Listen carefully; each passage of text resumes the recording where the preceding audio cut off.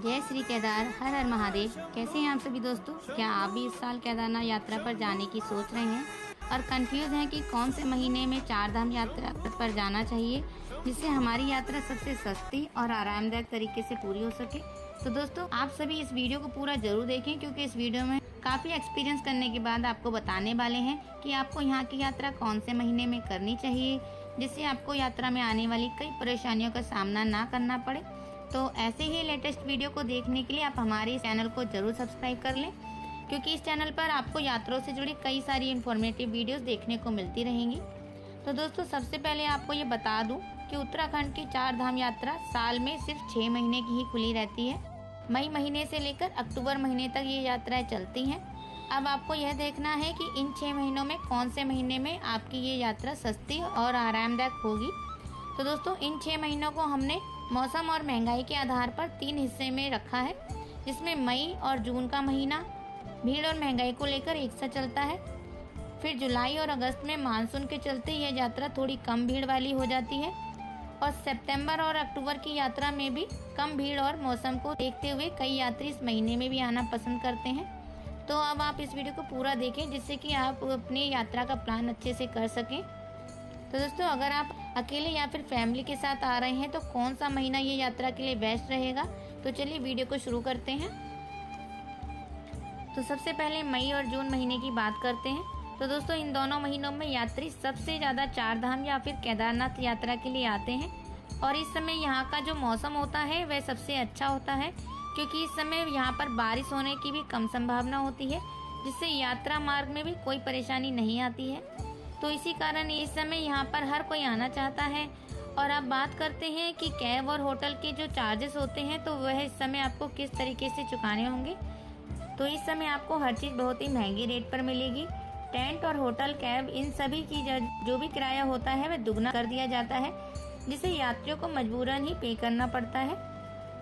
और इस समय भीड़ होने की वजह से यात्रा की हालत सबसे ज़्यादा खराब होती है, क्योंकि सभी रास्तों पर जाम मिलता है, जिससे कई कई घंटे यात्रियों को भूखे प्यासे ही जाम में फंसे रहना भी पड़ता है। इसलिए आप अगर अपनी फैमिली के साथ यात्रा पर आना चाहते हैं, मेरी राय ये रहेगी कि मई महीने के पहले सप्ताह को स्किप करके ही जाएं तो ज़्यादा अच्छा रहेगा। और अब जून महीने की बात करें तो 2 जून से लेकर 28 जून तक जो है स्कूलों की जो गर्मियों की छुट्टी की वजह से ज़्यादातर लोग इस समय भी यहाँ पर आने की प्लानिंग करते हैं। तो इस समय भी आपको 2 से 2.5 किलोमीटर लंबी लाइन देखने को मिलेगी, और ऐसे में कई यात्री 6-7 घंटे दर्शन के लिए लाइन में नहीं लगना चाहते हैं, तो वह केदारनाथ बाबा के दर्शन के बिना ही जो वहाँ के आसपास जैसे कि यमुनोत्री, गंगोत्री के दर्शन करके ही चले जाते हैं। तो दोस्तों, यह थी मई और जून महीने की यात्रा की स्थिति। तो अगर आप इस समय यहाँ आना चाहते हैं तो इन सब बातों को सोच विचार करके ही प्लान करें। तो अब बात करते हैं जुलाई और अगस्त महीने की यात्रा की। तो इन दोनों महीनों की यात्रा स्थिति लगभग एक सी ही रहती है, क्योंकि ये दोनों ही महीने मानसून के होते हैं, और इन महीनों में कभी भी बारिश होती रहती है, जिस कारण यहाँ पर जो लैंडस्लाइड का खतरा होता है वो हमेशा ही बना रहता है। और पिछले साल ही यहाँ 31 जुलाई को जो आपदा आई थी, उस समय यहाँ काफ़ी ज़्यादा जान माल की हानि भी हुई थी, जिसमें कई लोगों की जान भी चली गई थी, और कई पहाड़ों के दबने के कारण कुछ यात्री भी लापता हो गए थे। तो जुलाई और अगस्त के महीने को आप यहाँ पर आना अवॉइड ही करें, क्योंकि यहाँ इन महीनों में बहुत ज़्यादा मौसम खराब रहता है, और इन महीनों में अगर आप जाएंगे तो आपको कई जगह रोड टूटे हुए भी मिलेंगे, क्योंकि लैंडस्लाइड की वजह से यहाँ कई रोड टूट जाते हैं, और कई बार तो यहाँ रोड टूटने की वजह से यात्रियों को बीच में भी रोक दिया जाता है।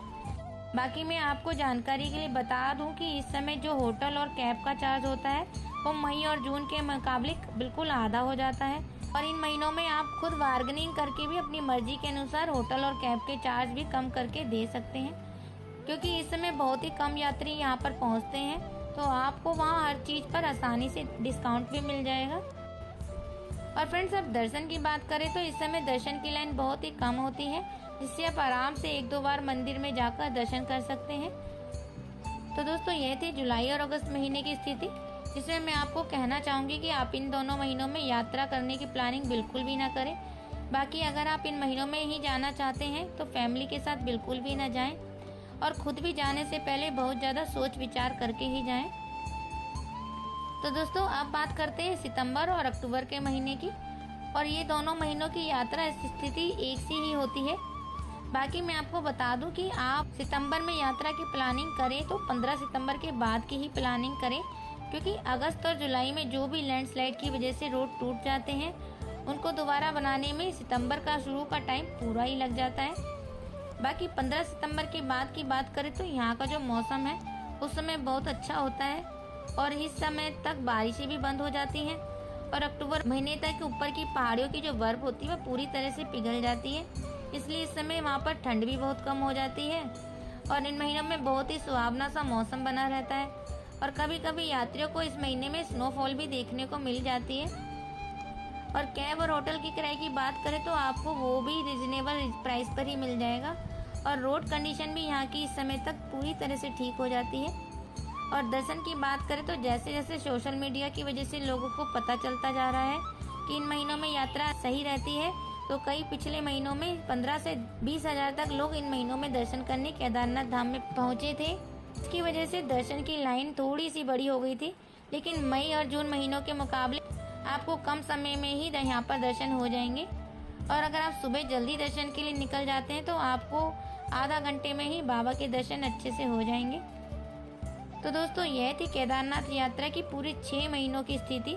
तो आप खुद से विचार करके अपनी यात्रा को प्लान कर सकते हैं।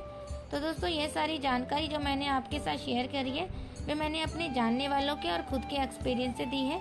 अगर आपको पसंद आई हो तो वीडियो को लाइक और शेयर जरूर करें और ऐसी ही और इन्फॉर्मेटिव वीडियोस के लिए आप हमारे चैनल को जरूर सब्सक्राइब कर लें, जिससे आपको और भी यात्राओं की जानकारी मिलती रहे। तो दोस्तों इस वीडियो में इतना ही, फिर मिलते हैं ऐसी किसी और वीडियो के साथ। तब तक के लिए हर हर महादेव, जय श्री केदारनाथ।